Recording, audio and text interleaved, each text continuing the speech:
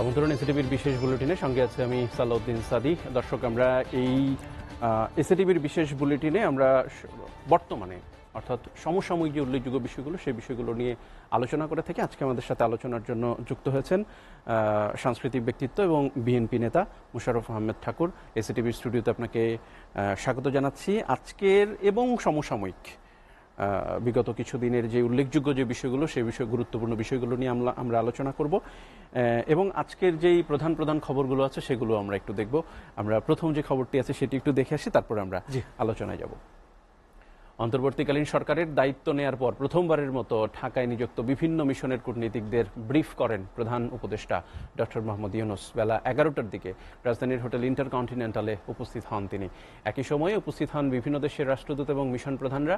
শেখ হাসিনা সরকারের পতনের পর অন্তর্বর্তী সরকার গঠন এবং সমসাময়িক বিভিন্ন বিষয় নিয়ে প্রথমবার কূটনীতিকদের সামনে এলেন প্রধান উপদেষ্টা। এ সময় তিনি বলেন, দেশের জন্য ছাত্ররা সর্বোচ্চ ত্যাগ স্বীকার করেছে। Committed country's worst civilian massacre since country's independence. Hundreds were killed, thousands were injured. I hope we can help. Mosharraf Ahmed ঠাকুর, আপনি যেমনটি আমরা খবরে দেখছিলাম যে এই প্রথম শেখ হাসিনা সরকারের পতনের পর অন্তর্বর্তীকালীন সরকার গঠন করার পর প্রধান উপদেষ্টা আজকে কূটনৈতিক মিশন প্রধানদের সাথে এবং বিভিন্ন দেশের রাষ্ট্রদূতের সাথে মতবিনিময় সভায় বসছেন। সেখানে উল্লেখ করেছেন ছাত্রদের একটা বিরাট ত্যাগের পরে বাংলাদেশে একটা দীর্ঘ সময়, যেটি বলা হয় যে স্বৈরাচার সরকারের পতনের পরে আজকের যে অবস্থা, সেই অবস্থায় এই যে কর্মযজ্ঞ বর্তমান অন্তর্বর্তীকালীন সরকারের যে কর্মযজ্ঞ, সেটি নিয়ে আসলে কতটা স্বপ্ন দেখতে পারি আমরা? অবশ্যই ডক্টর ইউনূস, নোবেল বিজয়ী ডক্টর মোহাম্মদ ইউনূস একজন বিশ্ব বরেণ্য ব্যক্তিত্ব এবং পৃথিবীর এমন কোনো দেশ নাই যে ডক্টর ইউনূসকে রাষ্ট্রপ্রধান নাই, এমন কোনো দেশের রাষ্ট্রপ্রধান এবং আমাদের জাতিসংঘের মহাসচিব সহ প্রায় সবাই ডক্টর ইউনূসের সাথে একটা খুব সুসম্পর্ক রয়েছে। এবং ডক্টর ইউনূসের যে নেতৃত্বে বাংলাদেশ একটা অর্থনৈতিক ক্ষেত্রে উল্লম্ফন হবে, আমরা এটা প্রত্যাশা তো অবশ্যই করি। তবে ডক্টর ইউনূসের নেতৃত্বের প্রতি বাংলাদেশের মানুষের প্রত্যাশাটা একটু বেশি, মাত্রার চেয়েও বেশি। সেই ক্ষেত্রে আমি আজকে মনে করি যে আজকে সারা পৃথিবীর যে বিভিন্ন রাষ্ট্রদূতদের সাথে যে তিনি কূটনৈতিক মিশনদের সাথে, মিশন প্রধানদের সাথে যে মত বিনিময় করলেন, এতে আমি আপনাকে বলি যে বিগত সরকারের সময়ে যে ঘটনাটি হচ্ছিল, আপনি দেখবেন যে ইউরোপীয় ইউনিয়ন পুরোটা শেখ হাসিনা সরকারের এই নির্বাচনকে কখনোই সে স্বচ্ছ নির্বাচন হয়েছে বলে মনে করে বলে নাই। এমনকি আমেরিকা যুক্তরাষ্ট্র তারা বলে নাই যে নির্বাচনটি সঠিক হয়েছে। জাতিসংঘ বলছে নির্বাচনটি সঠিক হয় নাই, তারপরেও তারা জোর করে ক্ষমতায় টিকেছিলেন। আমি আপনাকে আর একটু পেছনে যদি বলি যে 2013 সাল থেকেই আমরা আন্দোলন করছিলাম, বাংলাদেশের মানুষ আন্দোলন সংগ্রাম করে যাচ্ছিল যে শেখ হাসিনার যে নির্বাচনী যে তত্ত্বাবধায়ক সরকার বাতিলের যে প্রক্রিয়াটা, এটি স্বচ্ছ ছিল না। এইটা একটা নির্বাচনকে প্রশ্নবিদ্ধ করার যে বা একটি স্বচ্ছ নির্বাচন তিনি করতে চান না, এটাই ছিল সামনে। তো মানুষ ক্ষমতায় টিকে থাকা, হ্যাঁ, শুধু ক্ষমতায় টিকে থাকা। আপনি দেখবেন যে 2022 সালের আগস্ট থেকে অক্টোবর 2023 সাল পর্যন্ত বিএনপির প্রায় 40 জন নেতাকর্মী পুলিশের গুলিতে নিহত হয়েছেন। নভেম্বর 2023 থেকে জানুয়ারি 2024 পর্যন্ত 13 জন নেতাকর্মী জেলখানায় নিহত হয়েছেন, যাদেরকে পুলিশ পিটিয়ে জেলখানায় দিয়েছে, বিনা চিকিৎসায় মারা গিয়েছে। তো এই আন্দোলনটা তো চলছিল, জনবিস্ফোরণটা যে কোনো একটা সময়ের অপেক্ষায় ছিল মাত্র। আমরা মনে করি ছাত্ররা যে এই যে কোটা বিরোধী আন্দোলন, কোটা সংস্কার আন্দোলন বা শেষে 9 দফা এবং 1 দফা, এটা ছিল একটা উপলক্ষ মাত্র। জনবিস্ফোরণ হওয়ার মতো একটা পরিস্থিতি হয়েছিল যে কোনো সময় এটা ঘটতে পারে। আমরা দেখতে পাচ্ছি যে অন্তর্বর্তীকালীন সরকার তারা আসলে ছোট বড় মিলিয়ে বিভিন্ন পদক্ষেপ নিয়েছে, যদিও খুব বেশি সময় হয়নি, 1 সপ্তাহের কিছুটা বেশি। অন্তর্বর্তী সরকারের কলেবরও বেড়েছে, 17 থেকে 21 হয়েছে। অনেক রাজনীতিবিদ বলছেন যে এই সরকারের কলেবরটা যেহেতু সংস্কারে যদি হাত দেয়, তাহলে সেক্ষেত্রে কলেবর হয়তো বৃদ্ধি করাটা যৌক্তিক। এখন 21-এ এসে পৌঁছেছে, আরও বৃদ্ধি হওয়া প্রয়োজন বলে মনে করেন কি একজন রাজনীতিবিদ হিসেবে? আপনি সংস্কারটা, আমি আপনাকে বলি, আমি এসএটিভিতে আরো আগে বলেছি যে সংস্কারটা আপনি কত দূর যেতে চান, মূল কথাটা হচ্ছে আপনি কত দূর যেতে চান। আপনি যদি এখান থেকে দিনাজপুর পর্যন্ত যেতে চান, আপনি এইটা একটা পথ। আরেকটা হচ্ছে আপনি দিনাজপুর পর্যন্ত আপনি আমাকে রোডটা দেখিয়ে দিলেন, আপনি স্টার্ট করে গাজীপুর পর্যন্ত আপনি পৌঁছে দিবেন, তারপরে ফর্মাল গভর্নমেন্ট যারা আছে তারা দিনাজপুর পর্যন্ত পৌঁছবেন। আপনি এইটা একটা পদ্ধতিগত একটা সংস্কার করে দিলেন, ট্রেনটা লাইন আপ করে দিলেন, আপনি এটা চলবে। এটা হলো এক পর্যায়ে। এখন তত্ত্বাবধায়ক সরকার যদি মনে করেন সংস্কারের প্রক্রিয়াটা তারা শেষ পর্যন্ত পৌঁছাবেন, তাহলে তাদের অনেক সময় লাগবে। আরেকটা হচ্ছে যে সংস্কার, আমি আপনাকে বলি, বিএনপির 31 দফা রাষ্ট্র সংস্কারের একটা কর্মসূচি আছে, খুব স্পষ্টভাবে বিস্তারিত করে দেওয়া আছে এটা সবকিছু। যেমন পার্লামেন্টের 2টা আপার হাউস, লোয়ার হাউস, এইসব, তারপরে ধরেন আভ্যন্তরীণ গণতন্ত্র আইন দলের ভিতরে, এই সব কিছু মিলিয়ে একটা রাষ্ট্র সংস্কার 31 দফা কর্মসূচি আছে। সাবেক স্বরাষ্ট্র উপদেষ্টাও বলেছিলেন যে আসলে পলিটিক্যাল অ্যাক্ট, অর্থাৎ রাজনীতিবিদদের কর্মপন্থা, এরকমের একটা নীতিমালাও বা অ্যাক্ট হতে পারে এই অন্তর্বর্তীকালীন সরকার। এটি ন্যাশনাল চার্টার হতে পারে, জাতীয় সনদ হতে পারে একটা। এই সংস্কারের সময় আমরা জাতীয় ঐক্য, আপনি তো নিশ্চয়ই মনে করবেন যে এই কয়েক দশকের মধ্যে এর চেয়ে বড় জাতীয় ঐক্য আর হয় নাই। এই ছাত্র আন্দোলনকে কেন্দ্র করে, ছাত্র জনতার আন্দোলনকে কেন্দ্র করে একটা বড় জাতীয় ঐক্য হয়েছে। এবং জাতীয় ঐক্যের আমাদের প্রধান ব্যক্তি হচ্ছেন এখন ডক্টর ইউনূস। ডক্টর ইউনূস যদি একটি জাতীয় সনদ তৈরি করেন, ন্যাশনাল চার্টার তৈরি করেন, যে এইটা সবাই যদি এই চার্টারে স্বাক্ষর করে, যেটা সংবিধানের মতোই পালনীয় হবে, এটা হতে পারে। আমি বদিউল আলম মজুমদার এইরকম একটা প্রায়ই এইরকম একটা সনদের কথা বলেন, চার্টারের কথা বলেন। আমি মনে করি এইরকম একটা চার্টার তৈরি করা যেতে পারে, এবং চার্টারটার মধ্যে এই সংস্কারগুলি বাস্তবায়নের অঙ্গীকার থাকে, রাজনৈতিক দলগুলি অঙ্গীকার করবেন যে এই চার্টারটা তারা পালন করবেন। আমরা এই রাষ্ট্র সংস্কারের কথা বলছিলাম, ইতিমধ্যে তত্ত্বাবধায়ক অন্তর্বর্তীকালীন সরকার কিছু সংস্কার করেছে, পুলিশের মধ্যে একটা ব্যাপক রদবদল এনেছে। প্রশাসনের যদি বলি, প্রশাসনের সবচেয়ে বড় যেটি অংশ, সরকারের সবচেয়ে বড় অংশ যেটি প্রশাসনের মধ্যে অনেকেই এখন লেবাস পরিবর্তন করছে, এবং প্রশাসনের অনেকের বাসায় তল্লাশি করে নগদ অর্থসহ বিপুল পরিমাণের অর্থ খুঁজে পাওয়া যাচ্ছে, স্বর্ণ অলংকার সহ। এবং যারা এখন দায়িত্বে আছে তারা লেবাস পরিবর্তন করতে চাচ্ছেন। এই অবস্থায় আসলে সংস্কার কতটা সম্ভব বা কিভাবে সেটা সংস্কার করা যায় সে ব্যাপারে আমরা কথা বলবো। প্রশ্নটা রাখছি, তার আগে আমাদের হাতে একটি খবর আছে, আমরা একটু দেখে নিই। সেনানিবাসের অভ্যন্তরে প্রাণ রক্ষার্থে রাজনৈতিক ব্যক্তিবর্গ সহ মোট 626 জনকে বিভিন্ন সেনানিবাসে আশ্রয় প্রদান করা হয় বলে জানিয়েছে আন্তঃবাহিনী জনসংযোগ পরিদপ্তর আইএসপিআর। সকালে এক সংবাদ বিজ্ঞপ্তিতে আইএসপিআর জানায়, গত 5 আগস্টের রাজনৈতিক পট পরিবর্তনের প্রেক্ষাপটে সারা দেশে আইনশৃঙ্খলা পরিস্থিতির ব্যাপক অবনতি হয়। এ সময় প্রাণনাশের আশঙ্কায় কতিপয় রাজনৈতিক ব্যক্তি সহ বিবিধ নাগরিকরা সেনানিবাসে আশ্রয় প্রার্থনা করেন। এর প্রেক্ষিতে বিচার বহির্ভূত হত্যাকাণ্ড রোধ, জীবন রক্ষা এবং আইনের শাসন সমুন্নত রাখার লক্ষ্যে জীবন বিপন্ন 24 রাজনৈতিক ব্যক্তি, 5 জন বিচারক, 19 জন অসামরিক প্রশাসনের কর্মকর্তা, 28 জন পুলিশ অফিসার, 487 জন পুলিশের বিভিন্ন পর্যায়ের সদস্য, বিভিন্ন পাবলিক বিশ্ববিদ্যালয়ের কর্মকর্তা সহ বিভিন্ন 12 জন এবং 51 জন পরিবার পরিজন সহ মোট 626 জনকে বিভিন্ন সেনানিবাসে আশ্রয় দেওয়া হয়। বিজ্ঞপ্তিতে আরও বলা হয়, পরিস্থিতি উন্নতি সাপেক্ষে 615 জন স্ব-উদ্যোগে সেনানিবাস ত্যাগ করে। আশ্রয় দেয়া ব্যক্তিবর্গের মধ্যে থেকে এ পর্যন্ত 4 জনকে তাদের বিরুদ্ধে আনিত অভিযোগ এবং মামলার ভিত্তিতে আইনশৃঙ্খলা বাহিনীর নিকট হস্তান্তর করা হয়েছে। বর্তমানে আশ্রয়প্রাপ্ত 7 জন সেনানিবাসে অবস্থান রয়েছে। এক্ষেত্রে সেনাবাহিনীর পক্ষ থেকে সংশ্লিষ্ট মন্ত্রণালয়কে সব তথ্যাদি প্রদান করা হচ্ছে। দাদা, যেটি নিয়ে আমরা কথা বলছিলাম, এই যে প্রশাসনিক কর্মকর্তা, রাজনৈতিক ব্যক্তিবর্গ, পুলিশের ঊর্ধ্বতন কর্মকর্তা, তাদের পরিবারের সদস্য, তাদেরকে সেনানিবাসে আশ্রয় নিতে হয়েছে। এবং যেটি এর আগে বলছিলাম যে প্রশাসনের অনেক কর্মকর্তা তাদের লেবাস বদলাচ্ছে এখন। এই সামগ্রিক ব্যাপারটাকে আসলে কিভাবে দেখেন সংস্কারের আলোকে যদি চিন্তা করি? আমি আপনাকে বলি, রদবদল কিন্তু সংস্কার নয়। রদবদল এই চেয়ারের জায়গায়, আপনার চেয়ারের জায়গায় আমি এই বসলাম, আপনি এই দিকে আসলেন, এটার নাম সংস্কার নয়। সংস্কার হচ্ছে আমি যদি এই টোটাল এইটা হচ্ছে সিস্টেমটাই চেঞ্জ করি, এটার নাম হচ্ছে সংস্কার। আপনি দেখবেন যে দুর্যোগ ব্যবস্থাপনা সচিব, আমি মনে করি দুর্যোগ সচিব, দুর্যোগ সচিবের বাসা থেকে বিশাল অর্থ বৃত্ত পাওয়া গেল, স্বর্ণালঙ্কার সহ বিরাট বিশাল অর্থ পাওয়া গেল।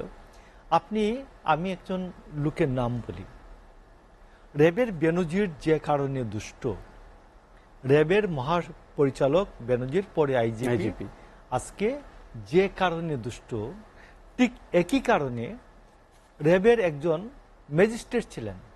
র্যাবের ম্যাজিস্ট্রেট থাকার কথা না,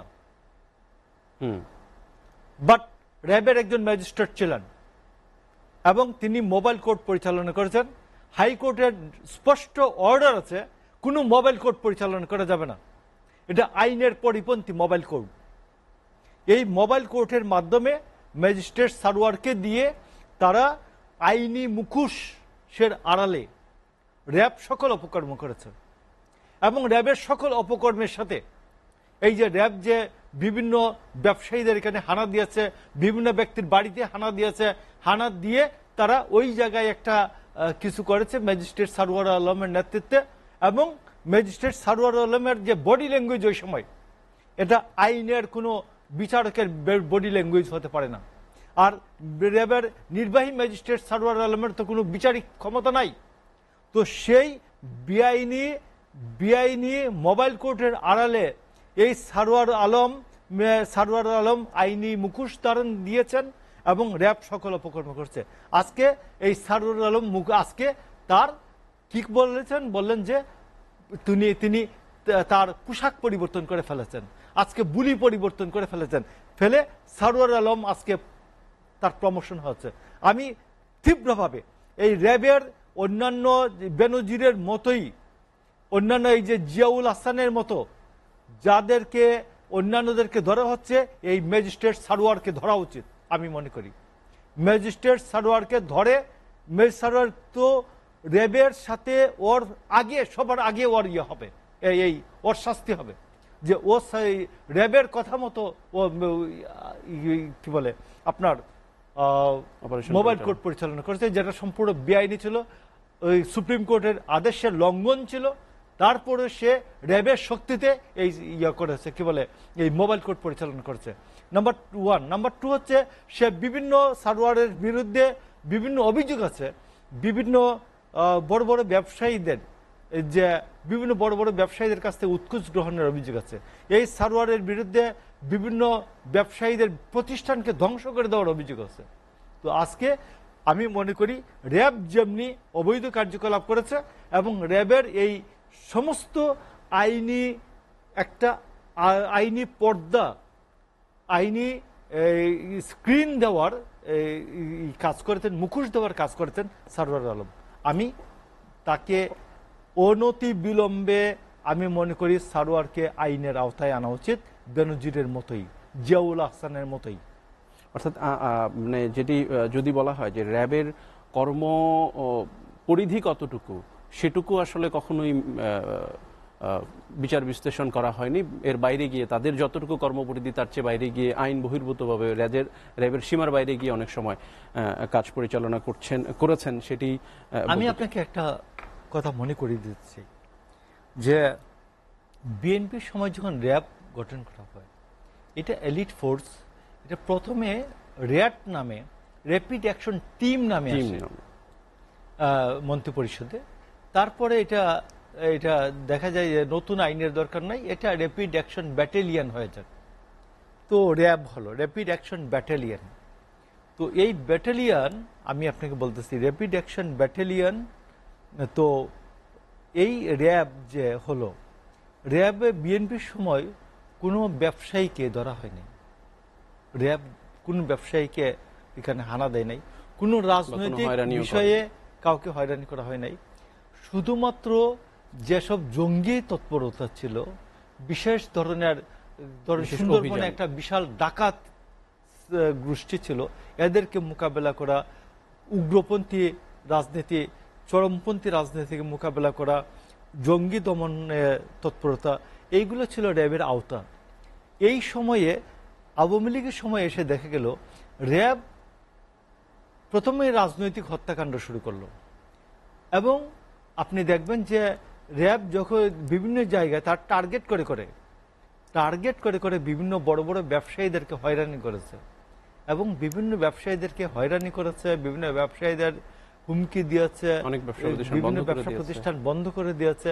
এইগুলো র্যাবের আওতাভুক্ত না, এটা র্যাবের আওতার মধ্যেই পড়ে না, এগুলো সব বেআইনি করেছে র্যাব।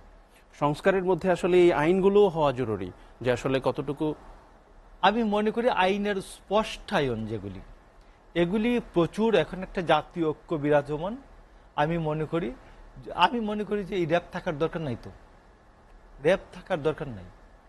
র্যাবের এই যে এক্সপেরিমেন্টটা, এই এক্সপেরিমেন্টে আমরা র্যাব এক্সপেরিমেন্টে ফেল করেছে। এটা বিএনপি করুক আর যেই করে থাকুক, আমার যে মনে হয় উদ্দেশ্যে র্যাব করা এটা হয়েছিল। বিলুপ্ত করে দেওয়া উচিত, নাম্বার 1। আর নাম্বার 2, যদি র্যাব রাখতে হয় তাহলে তার কর্মপরিধি স্পষ্ট করে দেওয়া উচিত, র্যাব কতটুকুন যাবে, কতটুকুন যাবে না। কি করতে পারবে না। ব্যবসায়ীদের কেন হামলা দিবে, এটা তো র্যাবের কাজ না। ব্যবসায়ী তো জঙ্গি না, ব্যবসায়ী তো জঙ্গি নন, ব্যবসায়ী তো চরমপন্থী রাজনীতি করেন না, ব্যবসায়ীরা তো গোপন রাজনীতি করেন না, ব্যবসায়ীদের কেন র্যাব যাবে কেন? এবং ব্যবসা প্রতিষ্ঠান বন্ধ করে দেওয়া, শত শত মানুষ সেখানে জড়িত যারা চাকরি করছেন, এবং বিশাল বিনিয়োগের ব্যাপার, সে জায়গাগুলো একেবারে অভিযান চালিয়ে বন্ধ করে দেয়, নিঃসন্দেহে আইনের পরিপন্থী বা দেশের অর্থনীতিরও পরিপন্থী বলা যায় সেই জায়গাটি। আমরা যদি সেখান থেকে, এবং এটি একটা সংস্কার হওয়া উচিত, এবং অন্যান্য প্রশাসনিক জায়গাও হয়তো সংস্কার হওয়া উচিত। আরেকটা বিষয় আমাদের খবরে আমরা দেখব, তারপরে একটু আলোচনা করে নিই, সেটি হচ্ছে যে আমরা বিগত কয়েকদিন ধরেই দেখছি প্রতিদিনই সাবেক প্রধানমন্ত্রী শেখ হাসিনার বিরুদ্ধে মামলা হচ্ছে, এবং আজকে রংপুরে যেইটি উল্লেখযোগ্য প্রথম শহীদি বলা হয় আবু সাইদ, রংপুরের আবু সাইদকে, যে বুক পেতে দিয়েছিল পুলিশকে এবং গুলি করে মেরে ফেলেছে, সেই আবু সাইদের পরিবার মামলা করেছে।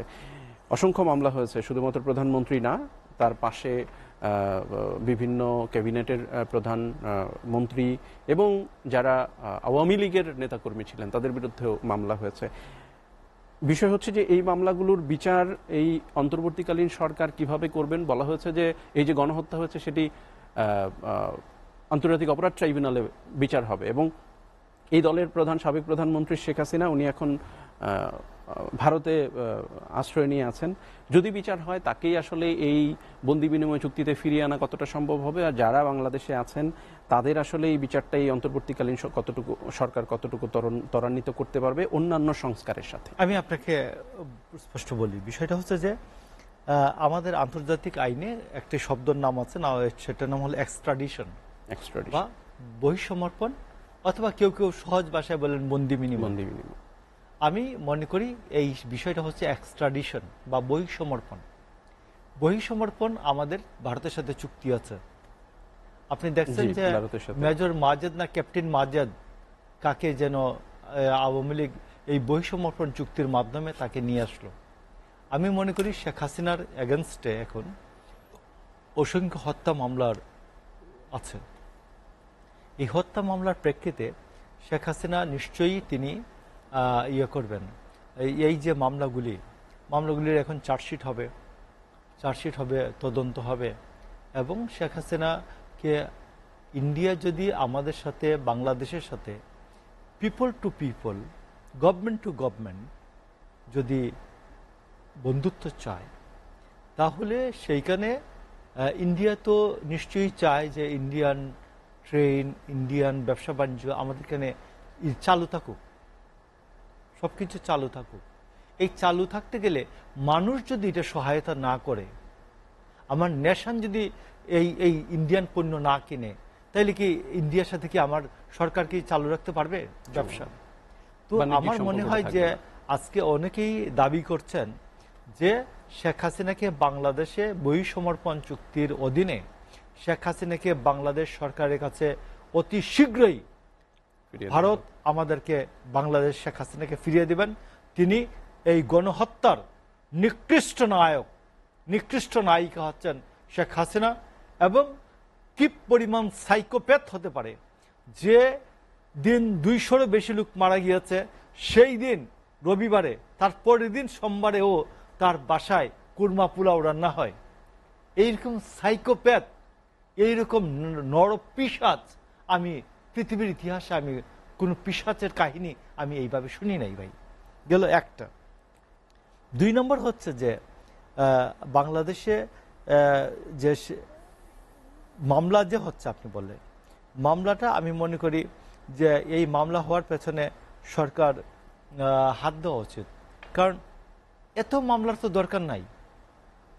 এই মামলাগুলি আমার মনে হয় যে আমাদের আন্তর্জাতিক অপরাধ ট্রাইব্যুনাল যেটা আছে আইসিটি, এই আইসিটির অধীনে নির্দিষ্ট করে মামলা নেওয়া উচিত নিয়ে, কারণ এত মামলার তো আমার দরকার নাই।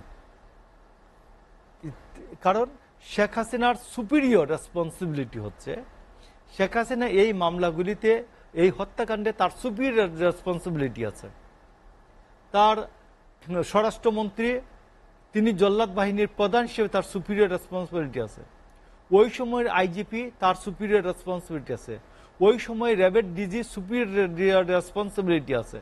এদের ও ইন্ধনদাতা, হুকুমদাতা, এই হিসাবে তাদের সুপিরিয়র রেসপন্সিবিলিটি আছে। তাদের বিচার হবে সুপিরিয়র রেসপন্সিবিলিটির কারণে, এবং সুপিরিয়র রেসপন্সিবিলিটির কারণে আমাদের আইসিটি অ্যাক্ট আছে। আমাদের প্রখ্যাত আইনজ্ঞ, আমাদের আইনের শিক্ষক আসিফ নজরুল যেটা বলেছেন, যে খুব প্রপারলি বলেছেন যে আইসিটি অ্যাক্ট, যেটা সংশোধিত আইসিটি অ্যাক্ট আছে, এই আইসিটি অ্যাক্টের আন্ডারে শেখ হাসিনার বিচার হতে পারে, স্বরাষ্ট্রমন্ত্রীর বিচার হতে পারে, অন্যান্য মন্ত্রী যারা আছে যারা ইন্ধন জুগিয়েছেন, ওবায়দুল কাদেরের বিচার হতে পারে, এই আইজিপি, র্যাবের ডিজি, এই এসপিগুলি যেসব জায়গায় এসপিদের অধীনে গুলি হয়েছে, এই এসপি, ওসি এবং যিনি গুলি করেছেন, এগুলিকে আইডেন্টিফাই করে মামলা যে এখনই হতে হবে সবগুলি, আর এটার দরকার নাই, পরেও মামলা হতে পারে।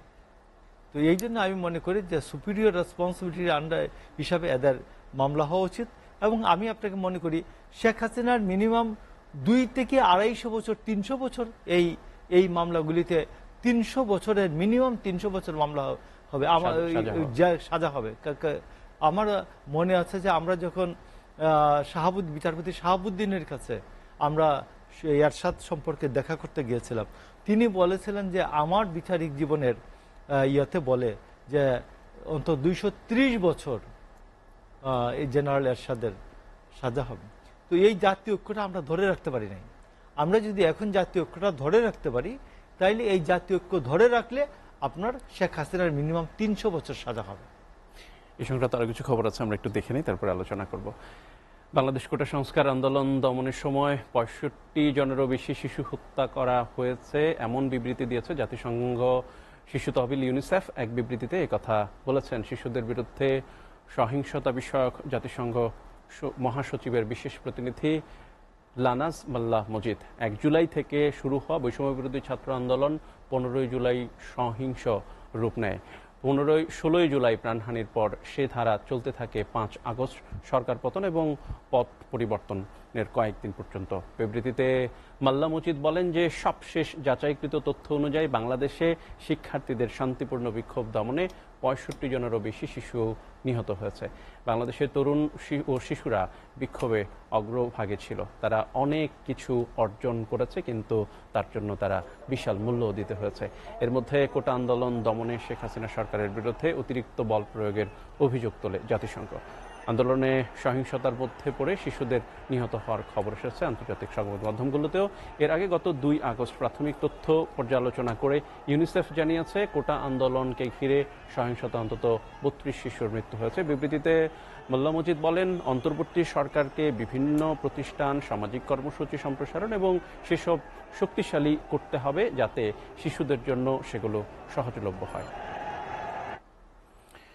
সাবেক প্রধানমন্ত্রী ও আওয়ামী লীগের সভাপতি শেখ হাসিনা সহ আরও 40 জনের বিরুদ্ধে হত্যা মামলা দায়ের করেছে বৈষম্য বিরোধী ছাত্র আন্দোলনে নিহত রংপুর রোকেয়া বিশ্ববিদ্যালয়ের শিক্ষার্থী আবু সাঈদের পরিবার। সকালে রংপুর আদালতে এই মামলা দায়ের করেন নিহত আবু সাঈদের বড় ভাই। গত 16 জুলাই বেগম রোকেয়া বিশ্ববিদ্যালয়ের সামনে রংপুরে কোটা সংস্কার আন্দোলনে পুলিশ ও ছাত্র ছাত্রলীগ যুবলীগের সঙ্গে আন্দোলনরত শিক্ষার্থীদের সংঘর্ষের ঘটনা ঘটে।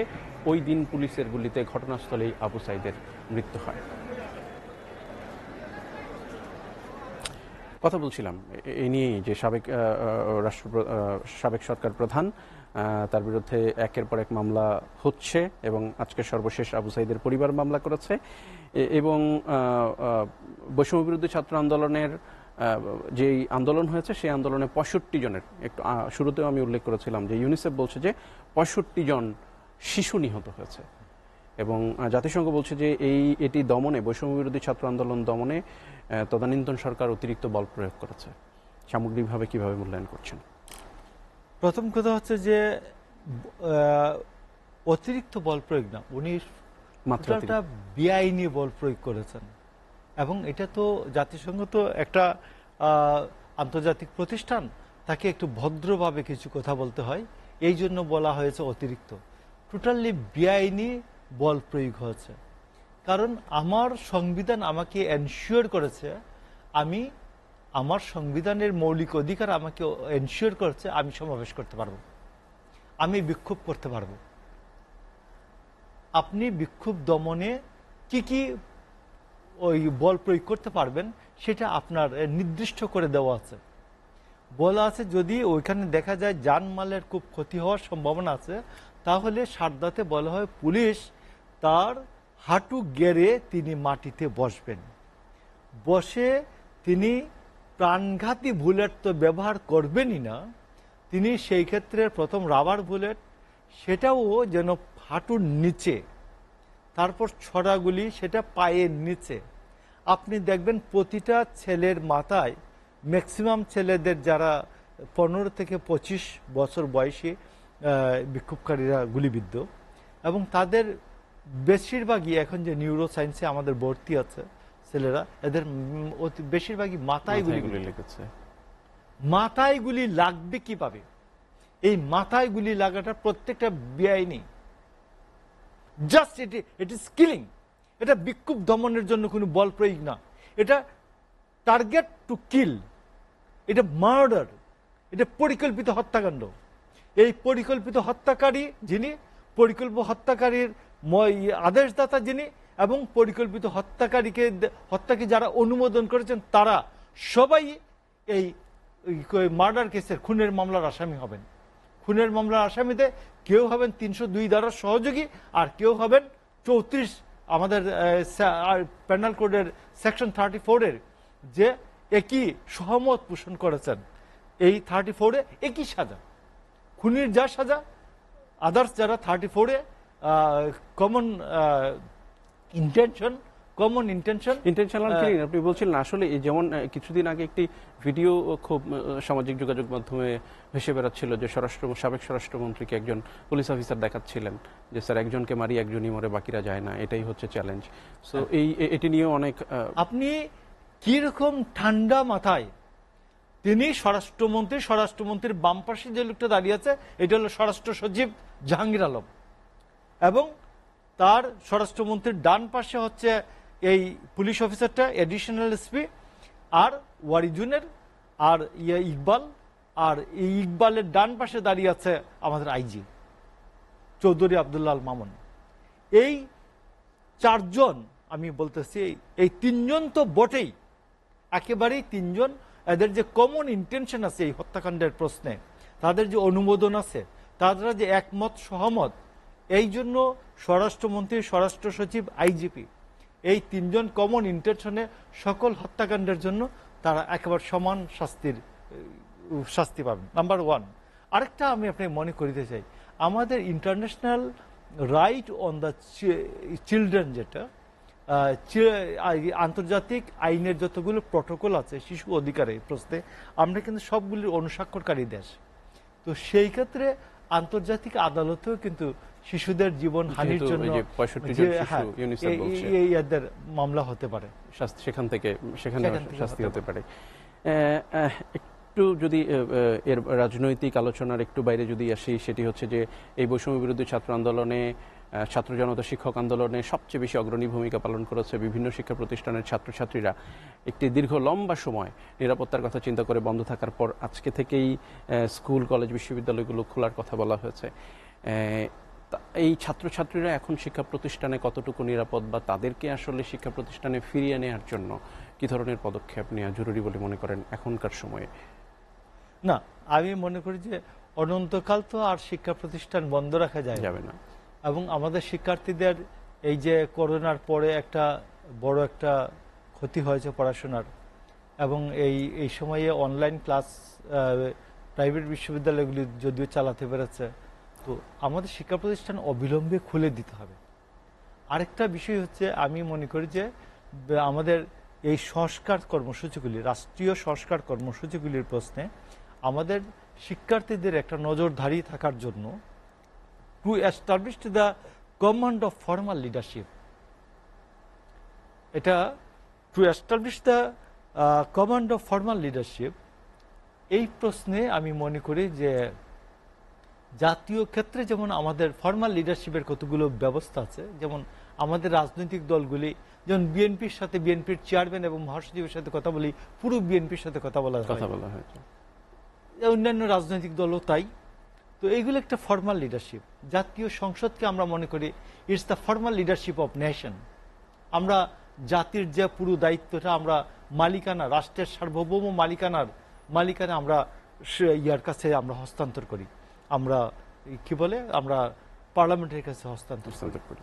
ঠিক তেমনি আমি মনে করি যে আমাদের যে বিভিন্ন ছাত্র সংসদগুলি যদি নির্বাচন হয়ে যায়, তাইলে আমাদের একটা ফর্মাল লিডারশিপ, মানে সরকার এবং রাজনৈতিক দল এবং আদার্স, এরা ছাত্রদের নেতৃত্বে কে, এটাকে যোগাযোগ করার জন্য যদি সমস্ত ছাত্র সংসদগুলি যদি চালু হয়, তাহলে আমরা মনে করি যে এটা to establish the command of formal leadership, এই ক্ষেত্রে অনেক বড় একটা কাজ হয়ে যাবে।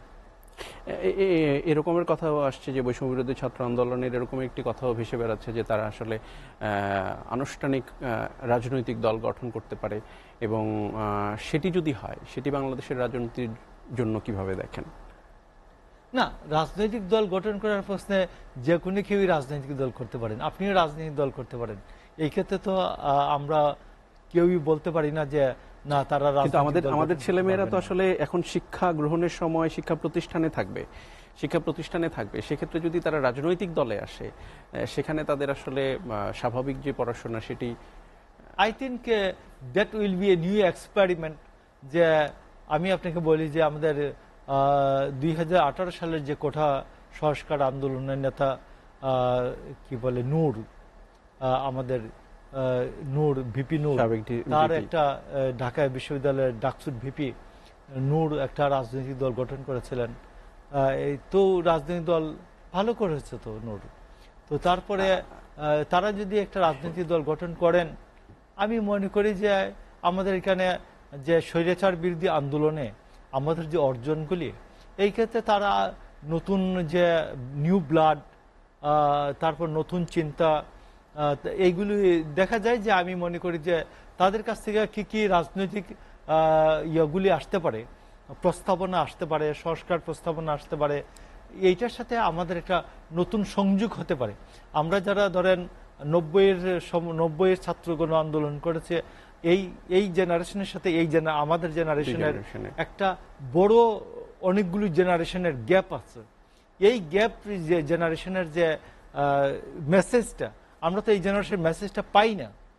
এই জেনারেশনের মেসেজটা যদি আমরা পাই, সেতু বন্ধন তৈরি হয়, এবং আমরা নিজেদেরকেও আমরা বিএনপি বা আদার্স রাজনৈতিক দলগুলি আমরা নিজেদেরকে আর সমৃদ্ধ করতে পারবো।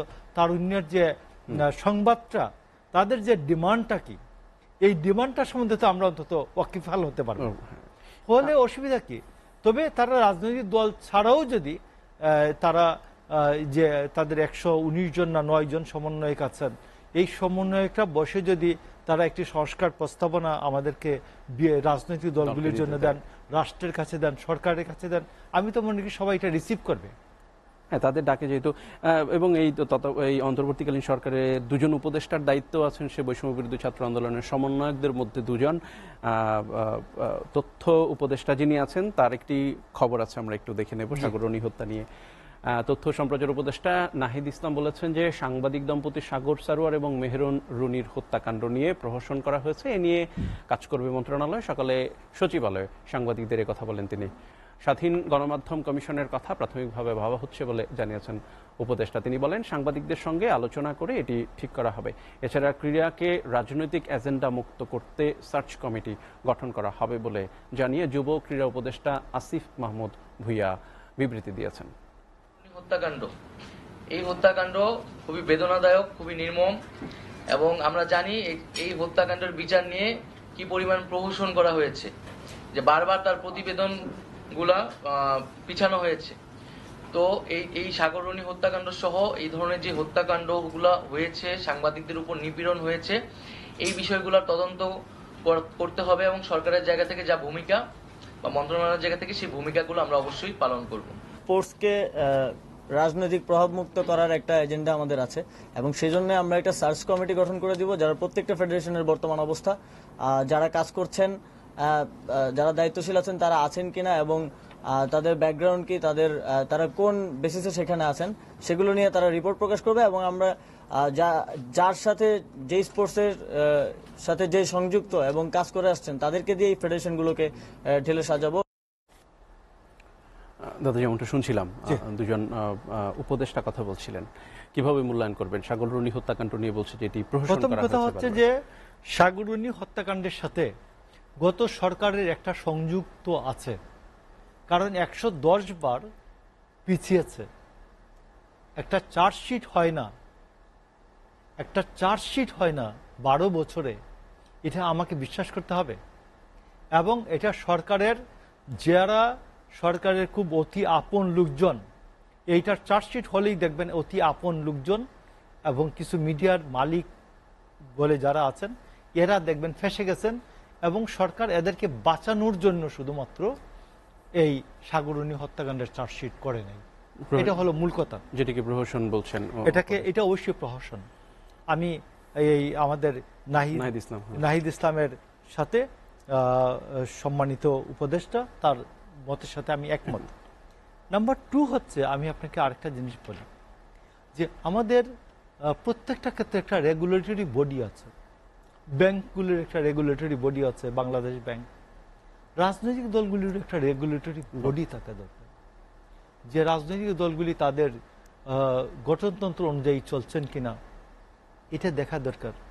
এবং আওয়ামী লীগ যে গত 10 বছরে যে কাণ্ডগুলি, 11 বছরে যে কাণ্ডগুলি করে গেলেন বাংলাদেশে, এই আওয়ামী লীগ আদৌ 2009 সালের, আমি একটা কথা বলি, 2009 সালে সন্ত্রাস দমন আইনে যদি জামায়াতে ইসলামকে নিষিদ্ধ করা বৈধ হয়ে থাকে, তাইলে 2009 সালে সন্ত্রাস দমন আইনে যারা হাজারের উপর লোক হত্যা করেছেন দল এবং প্রশাসনের মাধ্যমে, তাদের দল সর্বশেষ 4 তারিখে তো তাদের দলের মাধ্যমে হত্যাকাণ্ড ঘটিয়েছেন।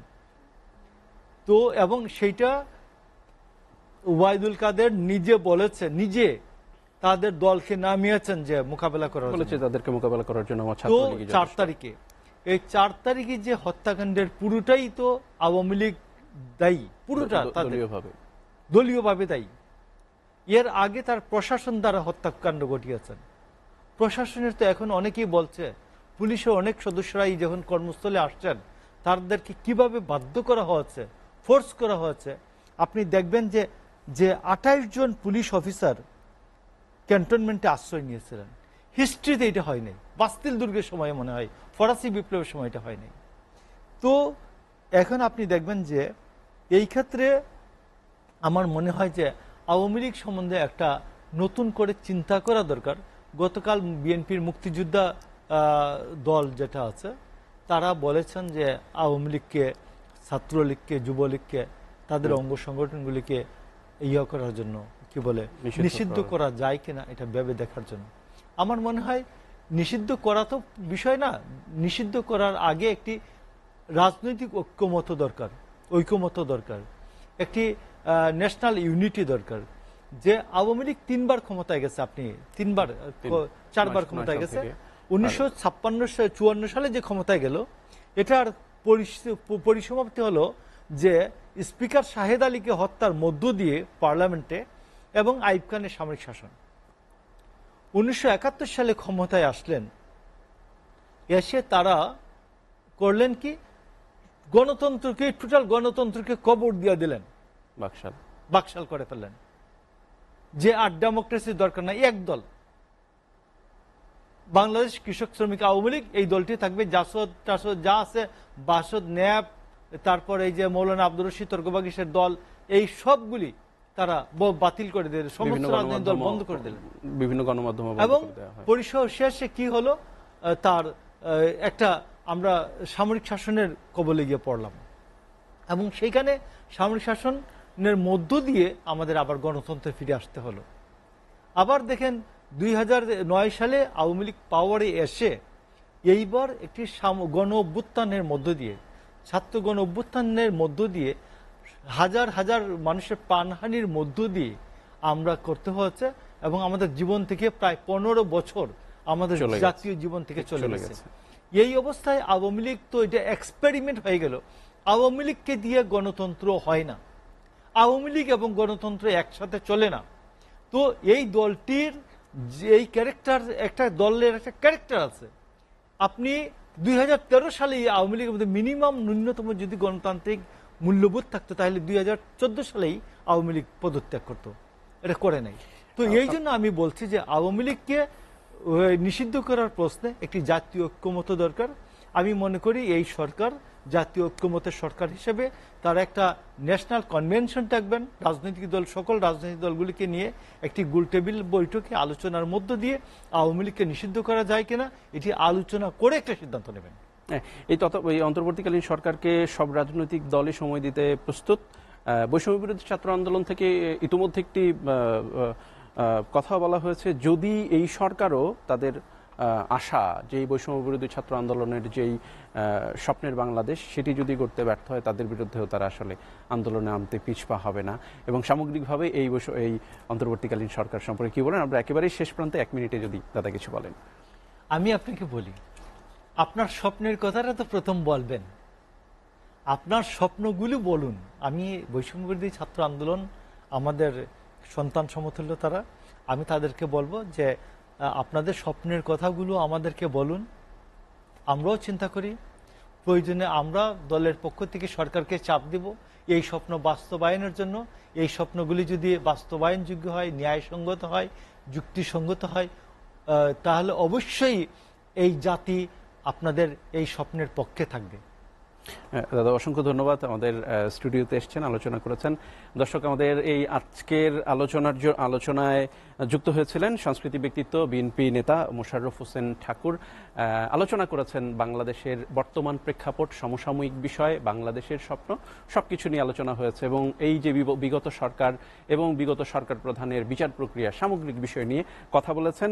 এবং আমরা আশা করি যে এবং দাদাও যেটি বললেন যে তত্ত্বাবধায়ক সরকারের মধ্য দিয়ে সকলের স্বপ্ন বাস্তবায়ন এবং পরবর্তী রাজনৈতিক দলগুলো হয়তো সেই স্বপ্নকে সামনের দিকে নিয়ে যাবেন, সেই প্রত্যাশা রেখেই শেষ করছি এসএটিভির বিশেষ বুলেটিন। এসএটিভি সর্বশেষ সংবাদ জানতে ভিজিট করুন www.sctv.tv। সঙ্গে থাকার জন্য ধন্যবাদ।